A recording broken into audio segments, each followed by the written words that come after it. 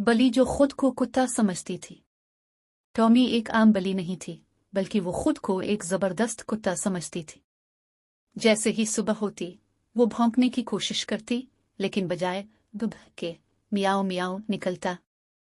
गिल्ली के कुत्तों को मुतासिर करने के लिए वो उनके साथ दौड़ने की कोशिश करती, मगर एक दरख्त देखते ही अचानक रुक कर ऊपर चढ़ जाती और फिर नीचे उतरने के लिए मदद मांगती। एक दिन टॉमी ने सोचा कि वो हड्डी चबाएगी ताकि सबको यकीन आ जाए कि वो असली कुत्ता है। उसने हड्डी पर दांत मारा, लेकिन जैसे ही सामने से असली कुत्ता रूकी आया, टॉमी के होश उड़ गए। रूकी ने गुस्से से भौंकते हुए कहा, ये मेरी हड्डी है। टॉमी ने कुत्ता बनने की कोशिश में कहा, लेकिन फिर भी मियाओ में ही निकला। रूकी और दूसरे कुत्ते हंस हंस कर लूटपोट हो गए और टॉमी शर्मिंदगी से दरख्त पर चढ़ गए।